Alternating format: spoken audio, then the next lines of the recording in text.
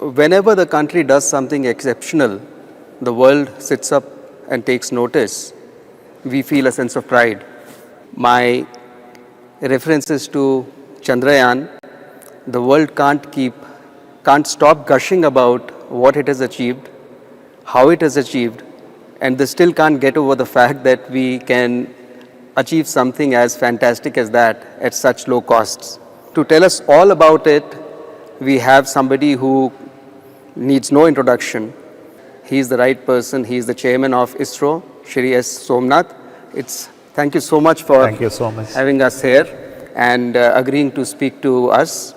And congratulations to you on the fantastic success. We have gotten used to getting surprises from you. And I'm referring to the hop that Vikram did on the moon surface, which was not expected.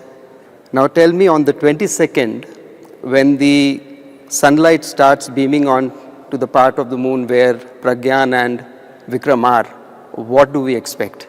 With all our confidence on what we did for Chandrayaan 3, the Vikram lander and the rover, and also of the confidence that we have based on the test programs, we are hoping that both of them will come on. And it's important that both should come on. Coming on means that the electronics in the system should be functioning such a way that we should be in a position to send commands to it so that they will obey us when we want them to do something. And if it happens on 22nd, it's going to be history, because surviving such a very low temperature for a long duration and making sure the systems work again is really going to be a tough thing. Was it tested here? See, what we did is we tested it in temperatures of similar nature. Of course, especially the rover, the Pragyan has been fully tested. But when it comes to Vikram, I can't say that everything is tested. It is such a huge item which can subject to such a low temperature testing. But many of the design heritage of the systems inside the Vikram lander and Pragyan being the same, we are hoping that whatever test we did on Pragyan should be sufficient enough to give confidence to the Vikram as well. But everything need not work in Vikram. At least if it's the communication system work and the primary computers work, we should be able to command it and then make the Pragyan rover once again. So the command goes to now Pragyan or to Vikram? It actually received in Vikram, then it need to be sent to Pragyan for it to do so the communication is established between the antenna on the Pragyan to Vikram. So this communication channel should be open for either to send a command or receive a data, like the cameras. You can see the cameras, two small cameras in front. So these are the cameras. So these cameras should take pictures. And this is the one who took the picture of the Vikram on the moon, which is a very classical picture. That's right. So these cameras to function and bring the image back to Earth, it has to communicate to Vikram and then it has to communicate back to Earth. So that channel should be open.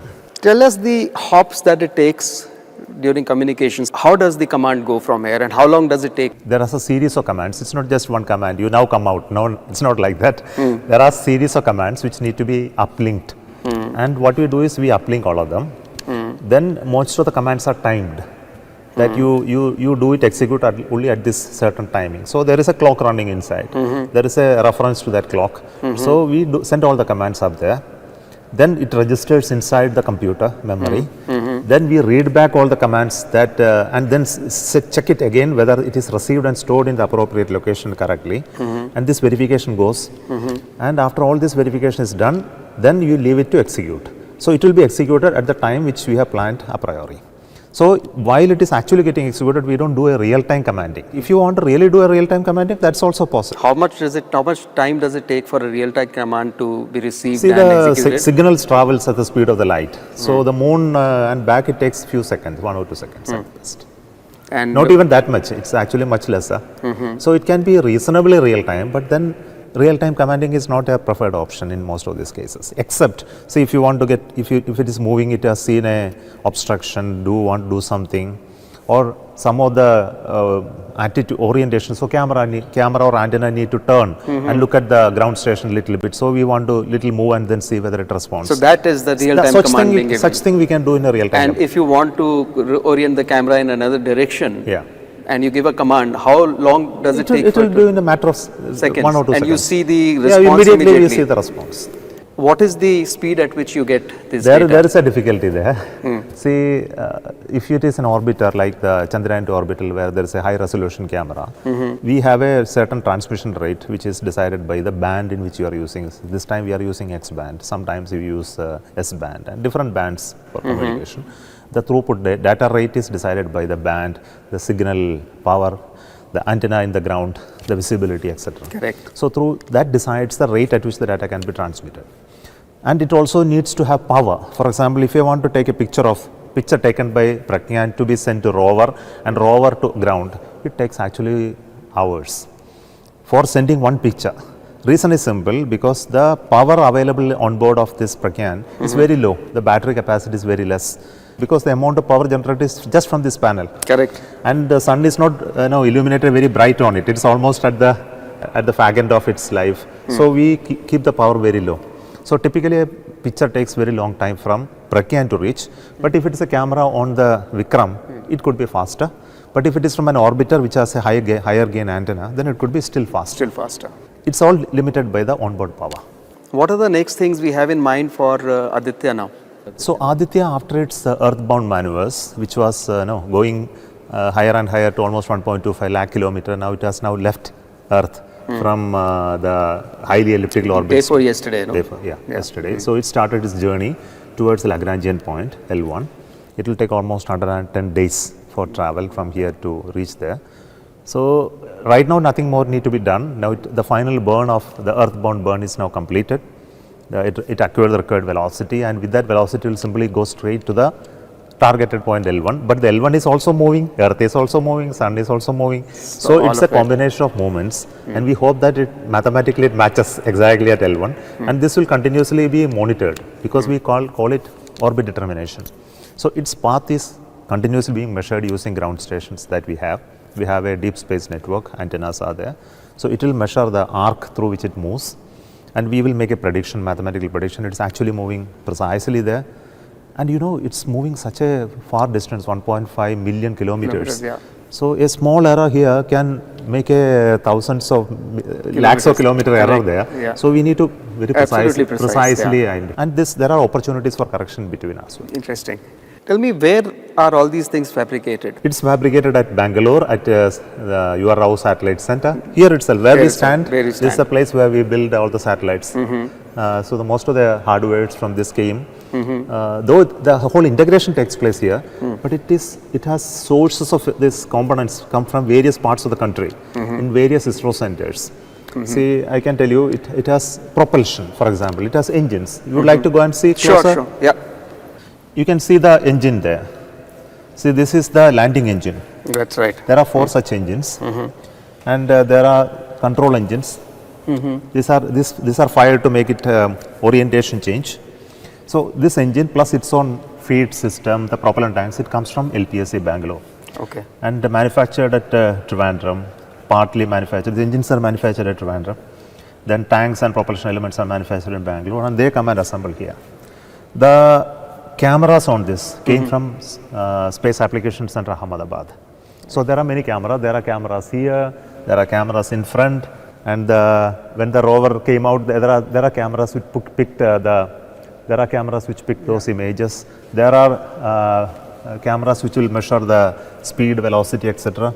So they are built at Space Application. How many cameras are there? There are cameras just for observation. There are cameras for measurement. For example, we have camera which measures the horizontal and vertical velocities of this movement. There are camera meant for looking at the hazard avoidance cameras are there, optical cameras. Which you used? Yes, for the last minute vertical landing. So it's about 8 cameras, I believe. So where exactly you said then when these things are made here, and how many such payloads can you fabricate simultaneously at this place? Here we have clean rooms and assembly facilities. We have test facilities. The total number of such assemblies possible is limited by the space and test facilities, checkout, etc. So I know that there is a record, even up to 10 such assemblies can be done at a given point in time here. This kind of a payload, for example, Yeah. Vikram lander, how much time does it take from start See, if you start from the conceptual stage to realization, it's not a small short duration. It's a very long period of time. It could be as much as 6 to 7 years. But building instruments are the most complex part of it, and it goes through so many tests, and every test will make a change in the design. So we have concept of models. We will first make an engineering model, which is more resembling to the actual thing. Then that will go through testing, and that will reveal certain deficiencies. After engineering model is qualified, we make a proto generally. Then after the proto is, it will subject to the flight-like environment of testing, then the flight model is prepared. This is a standard procedure.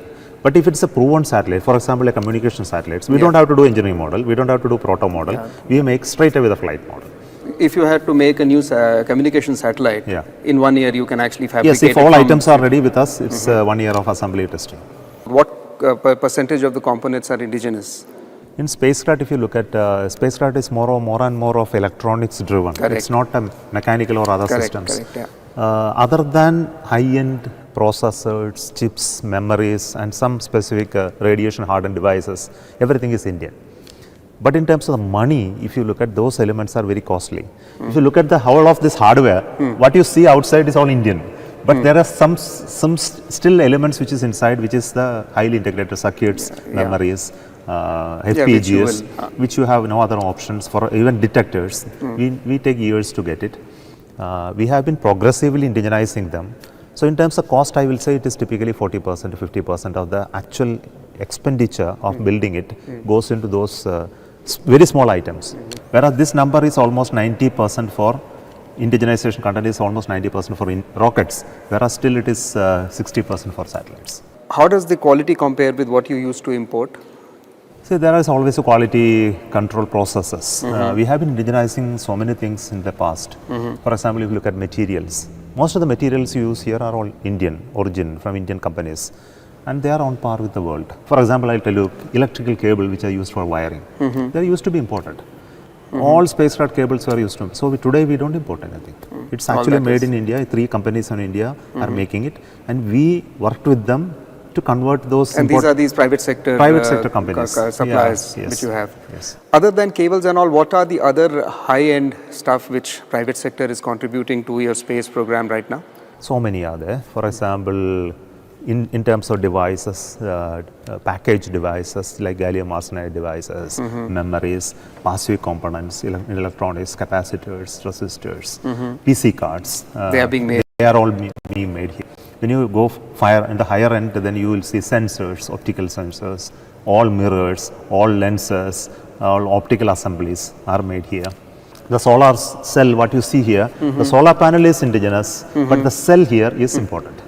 Cell is still not made in India. What kind of power does it generate with this solar panel once it gets the full sunlight? See, here it depends on the orientation. It has 3 sides solar panels are there, but sunlight will fall only on this face in the nominal location. So it generates almost 1.4 kilowatt of power. And how much fuel do you still have remaining in your... Our estimate is that after the landing process, hope process, etc., around 90 kilogram of fuel is left, which could be enough to do some more interesting maneuvers. So those maneuvers are actually going to happen. Let's hope. But there are many challenges, I must admit that. See, what happens is when the temperature goes below 180 degrees, you don't know how the liquids will not remain liquid, it will become solid. And every pipeline will become solidified. Every tank, every component. You don't know what has happened. And it has to melt back to the liquid. And with all our confidence, we will do something. Understand? You know, something different from this. You know, when you're looking at the countdown for a launch, you know, it says T minus whatever. Suddenly you get something and the computer says you have to stop. How does it happen? See, in every launch, there are almost 2000 measurements. And these trends can be understood by a doctor like you looking at your heartbeat, no? You go to ECG. Yeah. So once you look at those curves or the graphs, you are able to understand what is a pattern, and if there is a kink in the pattern, if it's not moving in the right direction, there are expected bounds. So there are 2 ways of finding out. One is through the heuristic way of finding out. Through my expertise, I can find out. Second method is you can train a computer to do it. Correct. So we train a computer algorithm we call the automatic launch sequence, and that will check all the parameters. And when some parameters are out of bound, then it will immediately check some other thing to verify whether this out of bound is right or it's a fictitious. Something can go wrong with the sensor. So to validate, there are other checks. So we call it triple modular redundancy, which will decide whether something need to be stopped or not be stopped. Now coming down to Gaganyaan, for example, where exactly are we? So Gaganyaan is a very complex project, though it's like launching something, but launching up there is very easy, but bringing back is very, very risky. And even for launching, we need to be very sure that nothing can go wrong because human beings are involved. We have given a very optimistic schedule when we started the Gaganyaan of doing it in 4 years of time. We faced many challenges. So we had to do many re-engineering, redesigns to overcome that challenges. But the biggest challenge to me is the safety of the crew. Correct. Suppose look at Gaganyaan, if it happens, the first mission ends up with some problem, recovery will be very difficult. Yeah. It could be 5 years, it could be 10 years. So I talked to my human beings involved. No? Yeah, So I talked to my teammates and also talked to government also as well, and mentioned to them saying that it is very risky to go a fast track approach in this. It has to be a very cautious approach with the full confidence on the very first mission. So we thought that we should add additional tests, additional validations, additional measures to ensure the first time when we do it should be right. It is of course discussed with the government. It is also going to be discussed with the Space Commission and many other fora. And we would like to set the clock slow for it. Some idea about? Yeah, what we are trying to do is there are many tests, hundreds of tests happening now. And we would like to make sure that in the next 1 year, most of those tests do happen. And manned mission, of course, the final manned mission cannot happen before 2025. Yeah. And the biggest test which is going to happen, the crew aboard test, is going to happen next month. You say 26th? Yes, 26th of October. Yeah. So, we have always used the phrase rocket science. For the first time, we are getting used to or understanding what it exactly means. Why is it that we took 40 plus days to get there, whereas the Russians, even though it was a failed mission, made it there in just about 5 days? No, it has to do with quite a lot with the rocket which they used. The rocket we used is the LVM-3 rocket, which has a capability of 4 tons to GTO, and the corresponding payload capability for putting the satellite in an orbit, which will directly take it to moon, needs little more power. Typically, if it was around 6 tons to GTO, possibly we could have done that. The Soyuz rocket which took the Luna 25 had that type of capability, because their upper stage is very powerful upper stage, which actually did the final boosting to put it in the translunar tract right away. So they could travel in 5 days of time. So when the rocket is not powerful, what you have to do is you have to make the satellite more powerful. It should have a propulsion which should be able to do that translunar injection. But that also cannot be done in one go. So that's why we have to do a maneuver which is moving around the Earth in multiple passes and do the energy addition or the velocity addition at the most efficient manner. You know that every movement around the Earth is in an elliptical orbit. When it is closest to Earth, we call it perigee, the closest point. Apogee is the farthest point. In the perigee is the highest velocity zone, and if you can impart the energy to it at the closest point instantaneously, that is the most efficient. But we cannot do that. We have to do it over a period of time.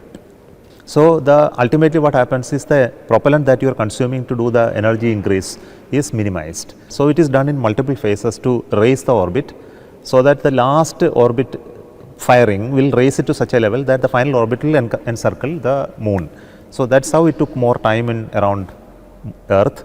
Then second is around moon also we took more time. That's why the Chandrayaan-3 craft has 2 parts. One is the propulsion module, which you can see here. From this point to this point is a hardware just to take the lander to moon. Typically satellite engines are more efficient, and once the rocket part goes away, the mass comes down, so you can make it do more efficiently. So this is a new way of doing it, and we had done right from the Chandrayaan-1 time onwards. We did it for Chandrayaan-2, we did for Mangalyaan, and we did it for Chandrayaan-3 as well. So what happens to this after it then disintegrates? It doesn't disintegrate. It actually goes to an orbit of 100 by 100 kilometer around moon. It is still there, it is working. But we made this time that this is not a functional element today. But we have one payload on it, which is called SHAPE payload today, which is going to do an observation of Earth. And what kind of measurements does it do from there? It is actually looking at Earth in a spectral nature of the Earth is measured, and it is trying to find out the similarity between Earth and a future exosolar planet, that is a planet which around any other star, not moon, sun, if you ever discover, if you are able to get the spectral characteristic of the emissions coming from that object and the emission coming from Earth, if you can find certain comparison, you can say the life controlling emissions which is of various nature, now presence of water, presence of oxygen, presence of bio systems, etc. So if you can characterize the Earth in a spectral manner, then you can characterize that object's emissions through the atmosphere of that also in the similar manner. Anything which Pragyan or Vikram have sent so far about the moon surface which we have not disclosed to the world as yet? Yeah, there are interesting things. For example, the moon's topography, the surface characteristics.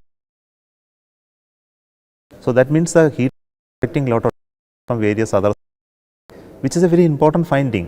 Why it is it's not so in that zone? Because whatever data that we have collected from various other sources for people who have already gone to moon, collected the samples, especially in the equatorial region, we are speaking about dust as a major issue. Correct. And we didn't find it to be a major issue in this zone. So definitely it's an interesting finding, and it needs further investigation. What makes it to be like that, and what are the materials that make it to be like this? It's definitely not water, of course. Sure. Okay. We are in the assembly, integration and testing clean room facility 2. Tell us what exactly do we see here? See, that's a satellite which we have just now completed the integration, testing and ready for launch. It's called XPOSat, X-ray polarimetric satellite, to study basically black holes. Okay. And basically what happens is when black holes eat into other objects like the stars, suppose another star comes closer to black hole, there will be a material attrition which will be drawn because of the huge gravity in the black hole. The material will start flowing like a tunnel into it. It will generate so much of radiation in the X-ray domain. And this radiation, if you are able to do the polarimetric measurement of it, you will be able to get an idea about the... I see. And what are all these things here which we can see right now? Each of this is a station where one satellite can be assembled. Okay. So this is a test fixture which you can move in different directions, tilt it up, orient it. When you want to assemble, no, it's a station where, like automobile assembly station, you will see. Correct. It's similar to that. So you can see one of the structures there. Okay. IDRSS is an Indian data relay station, a satellite, which is supposed to be built under part of the Gaganyaan program. I see. When the crew module is in orbit, they have to maintain communication between Earth and crew continuously. But we don't have ground stations all across the world. So what we do is the crew will communicate to the satellite will communicate back to us. I see. So this will remain in geostationary orbit. So we have to build 2 such satellites and launch prior to the Gaganyaan program. So interesting. Yeah. Okay. So when you talk about satellites and communication, there's a lot of talk about NAVIC. See, first of all, you have to understand the NAVIC is created for a different purpose. It was created for a strategic purpose. Correct. And it was created when there was a denial of GPS to us. I remember, yeah. So then the primary objective is to provide services to the strategic forces. So, typical GPS gives you an accuracy about 20 meters. Could be better also. But we have designed NAVIC for an accuracy of all 3 meters because it is based on the stationary set of satellites, not a moving set of satellites. And it is actually demonstrated. But unfortunately what happened is after our launching, the penetration of that into our defense forces has not been very strong. So I have taken it up much more seriously, and the present CDS also is very keen to make sure that it actually happens. We had a series of meetings to make sure that it gets into the Army, the Navy, the Air Force and all their equipments. The equipments which are inside are mostly GPS based equipments, and to convert from GPS to NAVIC requires a lot of work in terms of hardware development, change over a period of time. But they are on the job. I believe in another few years that transition from GPS to NAVIC will happen. I see. Second, Looking forward to it, second point is that, of course, when you have a capability, it has also a civilian signal. Now, the civilian signal should be used by civilian people, and we have given a lot of thrust to that in the past. But the civilian utility was affected because of various important reasons called the frequencies. So, GPS is operating in a band called L1 band and L2 band, whereas we were denied those bands by GPS long back. So we built the NAVIC around 2 other bands called S band and L5 band. So these 2 bands are not there in your mobile chips or chipsets. It's happening now though. So we said that for anybody to use this in mobiles, they need to have an additional chipset in L5 and S band, which is creating problem for them to additional cost, additional infrastructure, etc. is required, antenna required. So we decided that we have to add L1 band and L2 band into NAVIC. So we built it and launched satellites in L1 and L2 band now, and also we launched a highly encrypted strategic signal also. So last NAVIC launch onwards, this series has now started. Now recently you heard that Apple has announced their L1 band based NAVIC. Now I believe it will become popular in civilian sector like vehicle fleet tracking, railway tracking. It's already implemented using L5 and S band, but with L1 band it will become more popular. Interesting. How do you transport things from here to Sriharikota? We have containers, huge containers, which will be kept air conditioned, temperature controlled, purged typically by nitrogen gas, and move on the road. We have pilots and warning. We inform all the civilian authorities about our travel. Sometimes the power cable shifting has to be done, but generally our track is all surveyed now. So generally hardwares are able to move. With the normal traffic. Normal traffic it can go. Security. Security with all security it moves. Yeah, because these are strategic. Yeah, the cost of this will be in hundreds of crores. What impact will it happen to your effort to commercialize our space program, so that you earn like every other nation does? See, space has a commercial activity which is more into the downstream. The launching of a satellite, like with a rocket and launching and make it commercially successful, is difficult. Now the other activity which happened in US, the Titan, the Delta, they are never successful in terms of commercial ventures. They were mostly dependent on government launches and strategic launches. Then came the SpaceX. Now recently, because of the reusability, they are reasonably successful in commercial domain. But still, I understand they are not fully breaking even with this many hundreds of launches taking place. Becoming a very profitable in rocket business is very difficult. Very difficult. So essentially, what happens is launching continues to remain as a national strength, and it is supported by governments to remain like that, so as to protect their national interest. Okay, so this is the geopolitical meaning of rockets. It's very, very critical. But building satellites have become already commercial. It is happening in the private ecosystem. Even in India, we have started companies building satellites on their own. Tell me, how do you manage to keep your costs so low? The principle of keeping costs low is coming out of the approaches that we are taking. See, first thing is that models. For example, if you get into design of a model, you have to invest in prototyping. Then prototyping is actually in multiple levels of prototyping are minimized. You go for a prototype. Then most of the designs are not outsourced. It's actually done inside, all done by our own people. In fact, we created a method by which no design is outsourced. Not even the ground system design is outsourced. You look at this fixture. Even this fixture I could have purchased from somewhere, but this design, drawing, everything is done in-house and manufactured. So it looks so simple, but when we recently sent one to US, I'll tell you one interesting story. We wanted to assemble one satellite called NISR, NASA ISRO Synthetic Aperture Radar. When this payload structure was sent to NASA, they so much liked it. They said, you retain it here, don't take it away. We want to have one like that. Really? Yeah. What is this made of? It is a steel structure, but it is motor driven. So you can rotate this. With its actuation, the whole thing can rotate like this. It can be indexed at different orientations. It can be taken up and down. Yeah, up and down. Yeah, it can go up and down. It can also rotate. Yeah. This also can rotate, right? Yeah. And every test equipment, ground system, its software, communication equipments are all designed by our own people. And the same technique is being followed by SpaceX. You know that they put everything under one umbrella and try to do it by their own people. They bring down the cost drastically. Yeah, correct. You talked about manpower very interestingly, Lower. Are you able to attract the best talent available in the country? It's a very big question. If you say, are you getting the best talent? The answer is no. In fact, I'll tell you one example of such a recruitment. We recently, one of our team for in-situ recruitment went to one of the IIT. I won't name that IIT. And they were presenting to them the career opportunities in IIT, the pre-recruitment presentation. And after that career type of work, etc., they presented the salary structure, pay structure of the ISRO system. And students who are sitting there, they saw the last pay of the highest pay that you can ever get in ISRO. When they saw that, that's it. And just after the presentation, 60% of the people sitting in the hall just walked out. Can you imagine? Yeah. Okay, so you can imagine, because the career ambitions of the people who are joining IITs are they different. Probably they start with whatever start with the that last salary. is. Yeah. So money cannot attract people here.